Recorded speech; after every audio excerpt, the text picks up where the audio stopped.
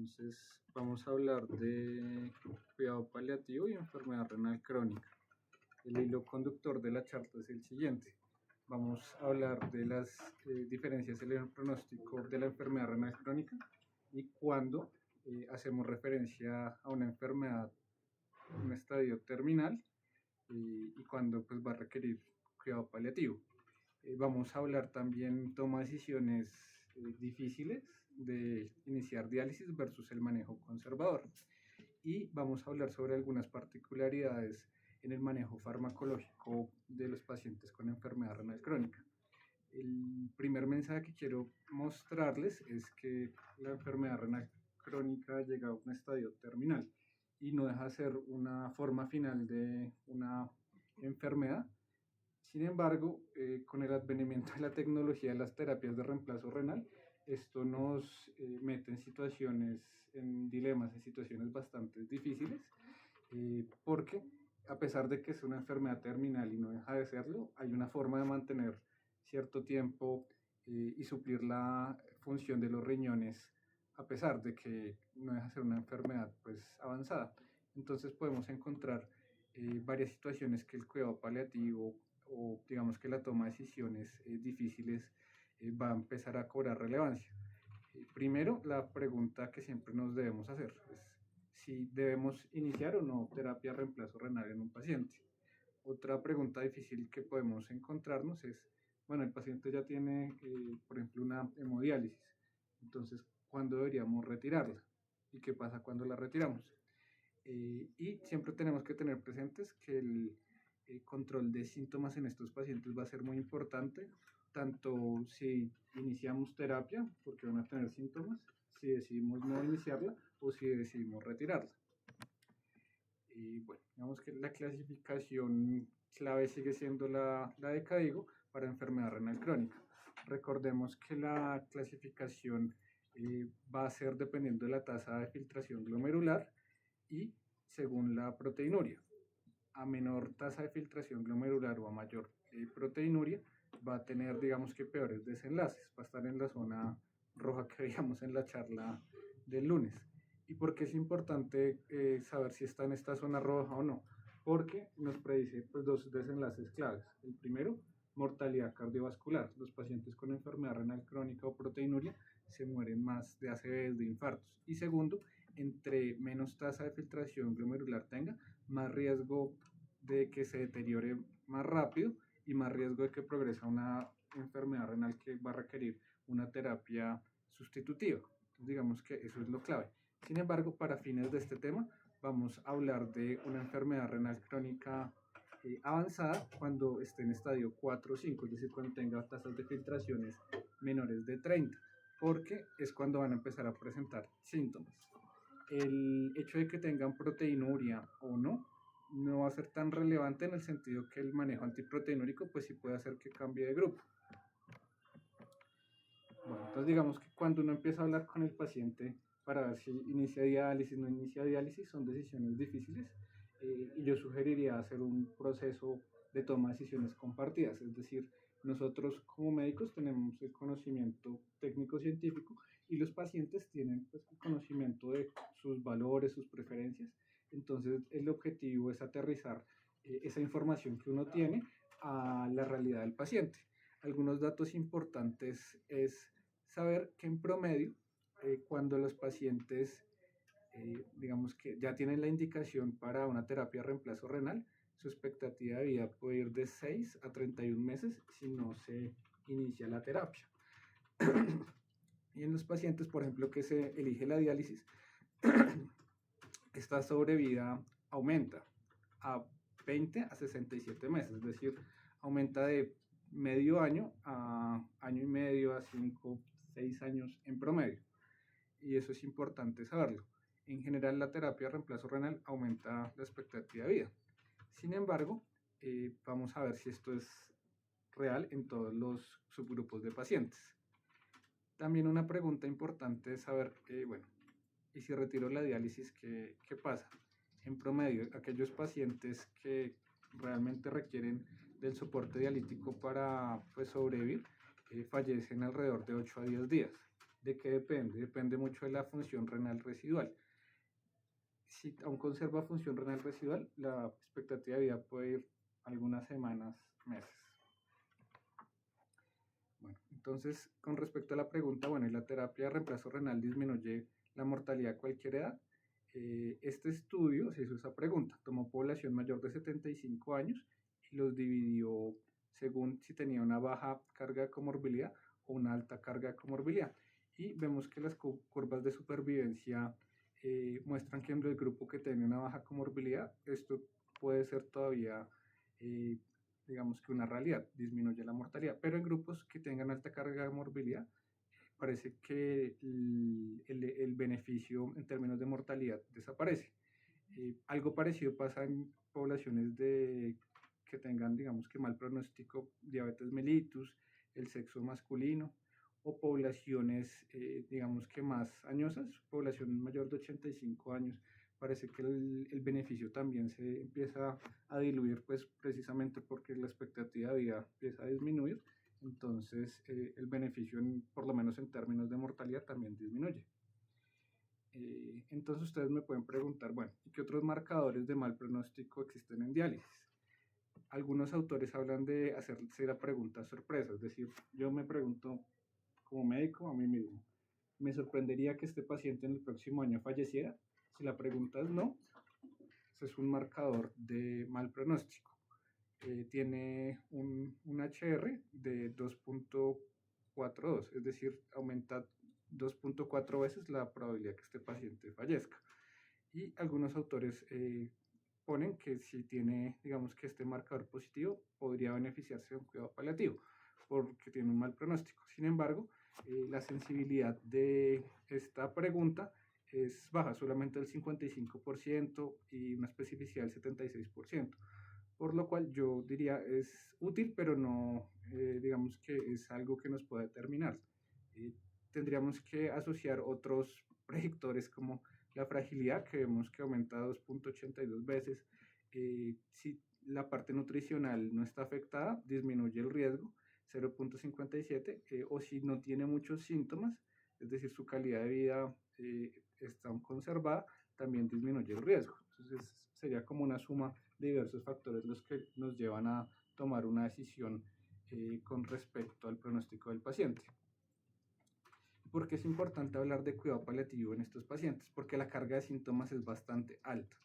Vemos que tanto en los que no tienen diálisis como en los que tienen diálisis tienen un montón de síntomas: fatiga, dolor, prurito, trastornos del sueño. Tal vez lo que quiero mostrarles de esta diapositiva es que cuando no se inicia diálisis, cuando sea un manejo conservador, hay síntomas urémicos que van a ser más frecuentes que cuando se inicia algún tipo de terapia de reemplazo renal. Síntomas urémicos como la astenia, la dinamia, las náuseas, la sobrecarga. Es otra diferencia que vale la pena resaltar a la hora de tomar decisiones con estos pacientes. Entonces, bueno, pues ustedes también me pueden preguntar cuál es el costo del tratamiento. ¿Todos son cosas buenas o realmente qué pasa con los pacientes adultos mayores? Entonces, ya sabemos que hay dos preguntas claves antes de iniciar una terapia de reemplazo renal en estos pacientes por el costo que tienen.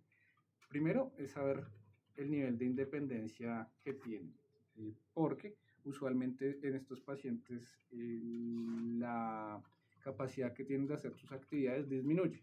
Y segundo, cuál es la tolerancia a eventos como hospitalizaciones, procedimientos. Y yo agregaría una tercera pregunta: ¿cuál es la capacidad cognitiva que tienen? Porque usualmente también hay una alteración en este dominio cuando se inicia la diálisis. Por ejemplo, en este estudio se preguntaron qué pasa con los pacientes institucionalizados. Tomaron pacientes que estaban en hogares geriátricos y miraron qué pasaban cuando se les iniciaba diálisis, a los 3, 6, 9 meses y hasta el año. Vemos que un gran porcentaje de estos pacientes fallecía y la mayoría también pierden funcionalidad.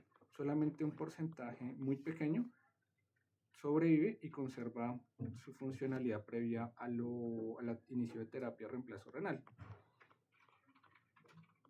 Bueno, ¿Y qué pasa con el área cognitiva? Entonces el área cognitiva también se ve disminuido, usualmente por un montón de factores, por la toxicidad que la uremia puede producir a nivel cerebral. eh, Cuando se someten a diálisis presentan episodios de hipotensión que pueden generar una isquemia cerebral, la inflamación crónica de estos pacientes, la anemia, el daño en sustancia blanca lleva a que el área cognitiva se deteriore. Al parecer es un poco menor con la diálisis peritoneal versus la hemodiálisis, pero igual puede suceder. Y cuando miramos un paciente ya con un deterioro cognitivo previo y se lleva o se inicia diálisis, en general el riesgo de mortalidad con respecto a los que no tienen algún tipo de trastorno neurocognitivo se duplica, es el doble. Entonces son, digamos que, dos cosas a tener en cuenta con estos pacientes. Bueno, vamos a empezar a desglosar el manejo de síntomas eh, por algunos ajustes de los medicamentos que se deberían hacer. El pilar del tratamiento en estos pacientes para dolores que sean leves a moderados es el acetaminofén. Entonces recordemos que es un analgésico no opioide. Las dosis máximas diarias, digamos que para manejo crónico, siguen siendo 3 gramos distribuidos 3 veces al día. Digamos que es un medicamento que es filtrado por la hemodiálisis y sus metabolitos también. Los AINES, digamos que para los que hayan trabajado en unidades renales, se dan cuenta que se utilizan con, con bastante frecuencia. Usualmente cuando ya se les empieza, por ejemplo, la hemodiálisis, pues uno tiende a pensar, bueno, pero pues ya el riñón se dañó y pues no se puede dañar más. Pero recordemos que tienen un montón de efectos, no solamente a nivel renal, sino también a nivel cardiovascular, que son pacientes que se mueren no solamente por su enfermedad renal, sino por el aumento del riesgo cardiovascular. También tienen efectos gastrointestinales, desangrados. Y si sumamos un paciente que tiene ya algún grado de uremia, que lleva una disfunción plaquetaria, y le sumamos otro factor de riesgo para que sangre, pues es una bomba de tiempo.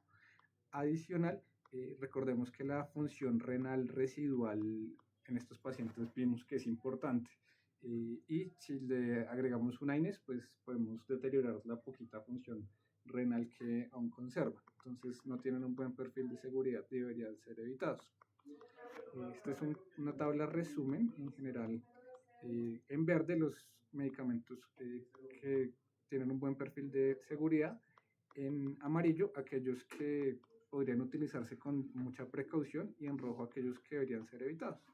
Entonces el resumen ejecutivo: acetaminofén sí, capsaicina sí, lidocaína en parche podría ser utilizada, AINES tópicos con cierta precaución y AINES orales en general deberían ser evitados. Con respecto a los opioides, son medicamentos que se utilizan con mucha frecuencia, hasta el 27% de los pacientes lo utilizan de manera crónica. Y los que más se utilizan en enfermedad renal son la codeína, la hidrocodona o la oxicodona, que ya vamos a ver si, a pesar de que se usan muy frecuentemente, de pronto no son los que tienen mejor el perfil de seguridad. Bueno, rápidamente vamos a mencionar algunos. Por ejemplo, el tramadol es un opioide débil. No solamente actúa sobre receptores míos, sino que recordemos que actúa sobre la serotonina, la noradrenalina, el metabolito activo que es el tramadol metil 1, digamos que se elimina por vía renal. Entonces este medicamento tiende a acumularse en enfermedad renal crónica y es muy poco dializable. Entonces en tasas de filtraciones menores de 60 sugeriría disminuir la dosis, y en tasas menores de 30 digamos que sería mejor evitarlo. Además, este medicamento disminuye el umbral convulsivo, y si hay otras opciones con un mejor perfil, sería, digamos que yo lo dejaría como de los últimos en utilizar. La codeína, que también es de los que uno ve que utilizan con mayor frecuencia, que también es un opioide débil. Recordemos que tiene, pues, un profármaco. Los metabolitos, digamos que se producen después del paso por el hígado. Tiene una alta unión a proteínas, se sugiere reducir a la mitad de la dosis en enfermedad renal crónica en estadios leves y en estadios moderados a severos, mejor evitarlo. Inclusive hay algunos informes de efectos adversos graves como hipotensión, paro cardiorrespiratorio, narcolepsia, por lo cual no tiene un buen perfil. La morfina es otro de esos medicamentos que sería mejor evitar. Es metabolizado a nivel hepático en morfina 3-glucuronio, morfina 6-glucuronio, que se eliminan por vía renal. Y la vida media de estos metabolitos puede ir hasta 10 horas, por lo cual es preferible utilizar otras opciones. La oxicodona, digamos que ya es de los medicamentos que uno podría considerar. En general, la eliminación, digamos que sigue siendo renal, pero en menor proporción. Se sugiere en tasas de filtraciones de menos de 50 hasta 10 disminuir al 75% de la dosis y menores de 10 disminuir hasta el 50% de la dosis. La hidromorfona es otro medicamento que también se podría utilizar con precaución, se metaboliza por el hígado y se eliminan los metabolitos a nivel renal, pero en menor proporción. Alguna pauta que sería útil serían tasas de filtraciones menores de 60, disminuir al 50% de la dosis, y en menores de 30, disminuir al 25% de la dosis. La buprenorfina tiene un mejor perfil de seguridad. Es un medicamento que se metaboliza principalmente hepático. El problema aquí en Colombia es que solamente tenemos la presentación transdérmica, entonces para titular el medicamento puede ser un poco, pues digamos que es más difícil, pero digamos que es un muy buen medicamento cuando uno logra una estabilidad de los síntomas. Entonces, resumen ejecutivo, buprenorfina sí, el fentanil, la presentación en parche se podría utilizar, es difícil encontrarla aquí en Colombia, hace harto no la veo. Hidrocodona con precaución, oxicodona con precaución, metadona con precaución, tramadol es mejor evitarlo, codeína también con precaución, morfina, meperidina, tramadol mejor evitarlo. Para los dolores neuropáticos, la gabapentina podría ser una alternativa. Es un medicamento que es dializable, sin embargo, es de eliminación principalmente renal, por lo cual las dosis sí deben ser reducidas. Una pauta podrían ser de dosis hasta 300 miligramos y como se puede dializar, dar una dosis adicional después de la diálisis. La pregabalina pasa algo similar.